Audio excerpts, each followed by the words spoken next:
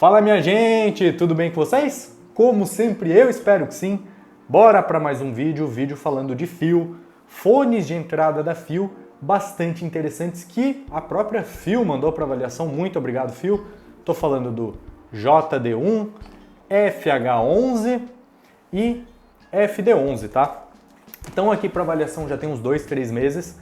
Tô ouvindo um, depois ouço outro, comparo um com o outro para descobrir qual, na minha opinião, é o melhor custo-benefício entre eles e qual você deveria comprar.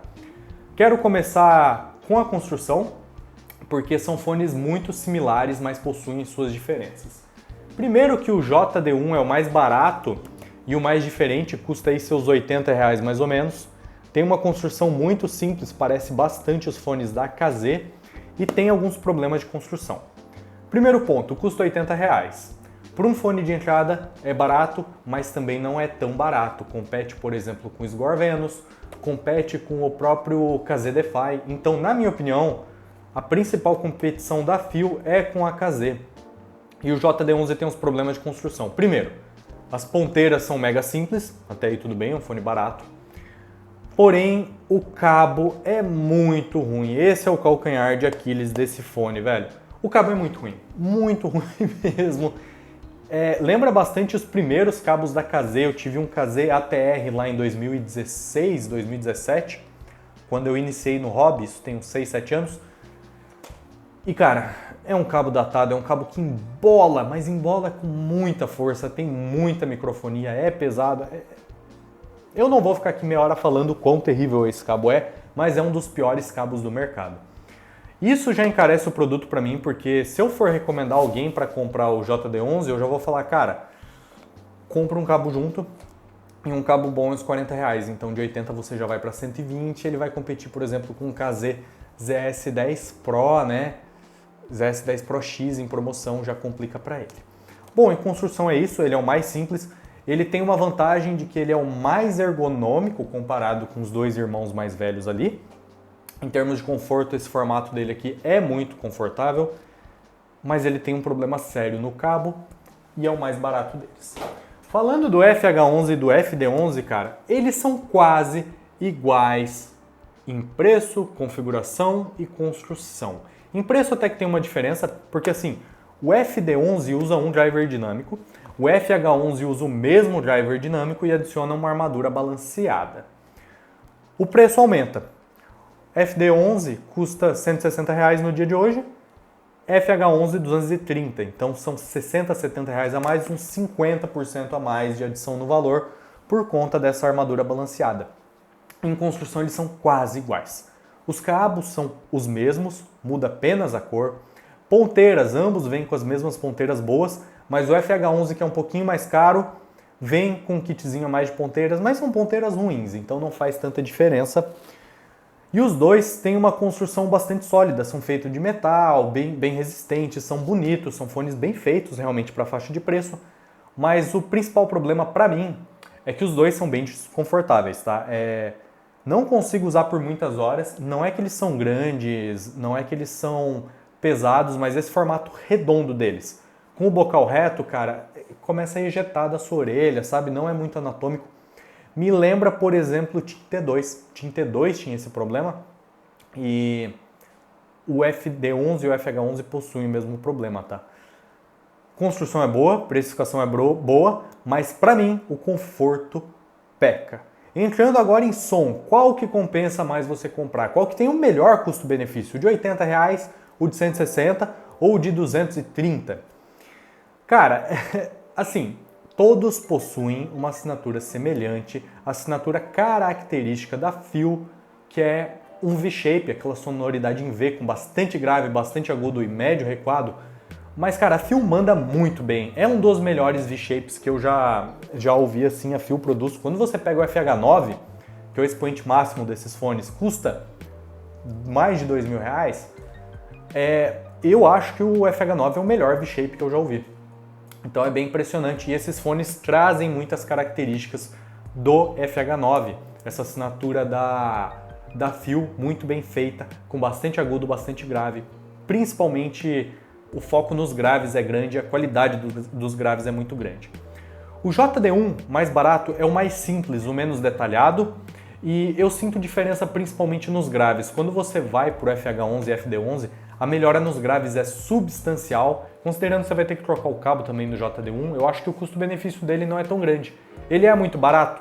É, porém a qualidade dos outros dois é tão maior que eu acho que compensa você pagar o dobro. Outro ponto é que o JD11 compete com o Sgor Venus, na minha opinião, e com o KZDFi, KZS10, como eu disse, KZS10 Pro X. E todos esses fones que eu citei são fones melhores em tecnicalidades e melhores em construção.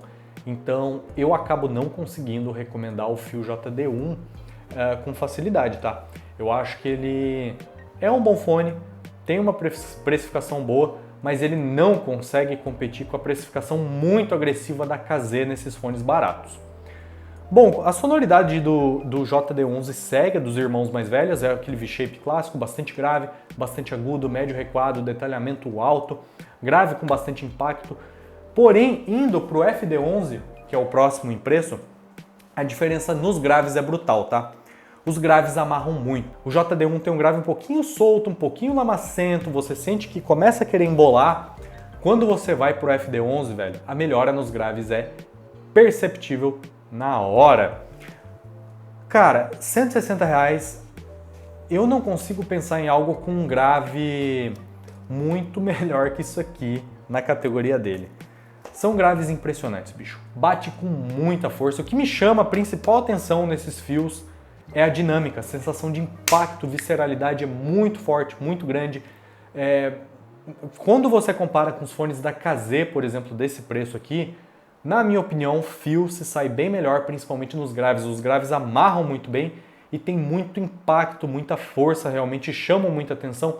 Além de terem muita quantidade de grave e subgrave, realmente é um fone com grave muito respeitável, tem toda a questão de dinâmica, fisicalidade. Você sente, parece que o grave batendo no seu peito, e são poucos fones baratos que conseguem fazer isso, cara. Então, para quem tem dificuldade de entender dinâmica, muita gente fala, dificuldade de entender dinâmica. O FD11 é o fone que eu mais recomendo nessa faixa de preço para você começar a testar dinâmica, começar a ouvir isso. Coloca lá um Dua Lipa, cara. Coloca o Fragments of Time do Daft Punk, que é um álbum com muita dinâmica, muito bem gravado. Você vai começar a entender o que eu estou falando. O grave realmente é muito físico. A diferença de um som baixo para um alto é muito grande, o contraste é muito alto. Você sente todo esse impacto. Os médios são muito bons, são recuados, mas ainda assim são naturais, bem detalhadinhos, tá? Dão um passo bem para trás no espectro, mas são bem feitos, natural de um fone V. E os agudos são bem impressionantes, cara. Tem um senso de detalhamento, transparência e uma imagem muito precisa. É um fonezão para jogar, tá? Fonezão para jogar. Me lembra um Sgor Venus, talvez um upgrade direto do Sgor Venus, com melhorias principalmente em impacto nos graves. O FD11, para mim, é o melhor custo-benefício desses fones da Phil. E na faixa ali dos 160, ele em promoções fica 130, 120, é o melhor fone em V que você pode comprar, na minha opinião, tá? Pô, vou num KZ-S10 Pro, vou num KZ-S10 Pro X, vou num KZ os SX. Na minha opinião, o FD11 é melhor nessa sonoridade em V. Porém, não é tão confortável. Bom, indo para o FH11, a gente não ganha muita coisa. Sobe o preço, ganha uma armadura balanceada, ganha algumas ponteiras a mais. Existe diferença de som? Existe, mas é pouca, cara. Eles são muito parecidos e a principal diferença, eu tive que ouvir bastante, tá? O tempo de eu tirar um fone e botar o outro no ouvido, eu já perdi a referência e eu ficava, pô, cara, parece que eu tô ouvindo a mesma coisa. A pequena diferença para mim mora nos agudos. O FH11 tem um pouco mais de definição, contorno, precisão e separação nesses agudos. Os acordes, principalmente de um violão, ficam um pouquinho mais delineados, cara, mas é pouca coisa, sabe? É como se você aumentasse um pouquinho o slider de nitidez ali. Inclusive ele soa um pouquinho mais artificial, tá?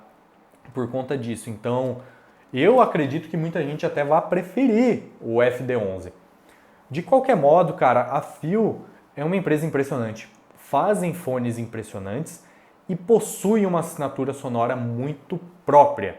Você vai para o FH3, para o FH7, para o FH9, você sente que são a mesma assinatura, com algumas diferenças e melhorias bem grandes. Então a Phil tem uma assinatura sonora bem delineada e segue isso.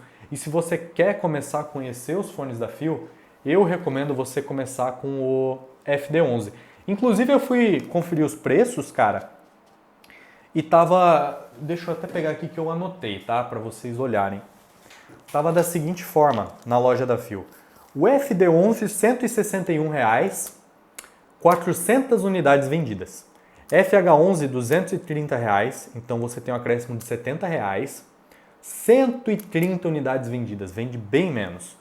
E o JD1, que custa R$ 80, tinha 300 unidades vendidas. Ou seja, o FD11 é o mais vendido, mesmo não sendo mais barato, por uma grande margem.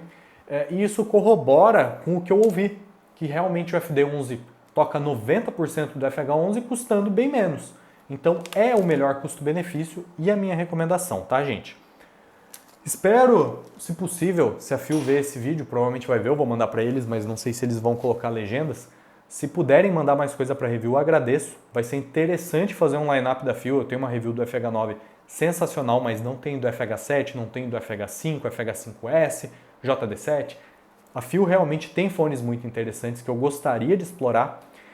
E começando agora com os 3 mais baratos, ficam essas as minhas recomendações. Gente, um recadinho final aqui antes de terminar o vídeo. Deixa o like, se inscreve, curte, compartilha, todas essas coisas. Mas queria falar também sobre a situação que a gente está tendo no Rio Grande do Sul. Que dia é hoje? Hoje é dia que eu tô gravando esse vídeo. 19/5, tá chovendo pra caramba aqui em Santa Catarina, tá? Que é estado vizinho. A situação lá tá muito escabrosa. Eu não tenho parentes lá, não tenho muitos amigos. Tenho alguns conhecidos, tem o Digão, que tem um canal no YouTube, não sei como tá a situação na casa dele. Tem a Kizzy, que é uma amiga já do hobby de alguns anos. Cara, me emprestou muitos fones para review, já bati muito papo com a Kizzy, conversei com ela, a situação lá. A última vez que eu falei com ela, ela estava bem, mas já estava sendo afetada, a água já estava chegando perto. Gente, quem puder ajudar, ajude. Ajude da forma que você puder, com o dinheiro que você puder, com a doação de roupa que você puder. Se você tem roupa que não usa, doe, cara.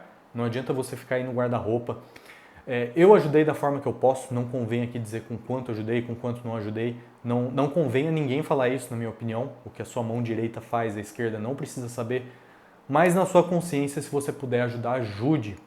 Porque realmente o Estado e a imprensa, eu percebo que não estão nem aí para a situação. Quem está resolvendo não tem como. Teve gente que perdeu vida, isso não tem como resolver. Mas quem está ajudando são as instituições e é o próprio povo brasileiro. Então quem puder ajudar, ajude. É esse o meu recado e a gente espera melhoras lá, tá? Vejo vocês no próximo vídeo. Fui!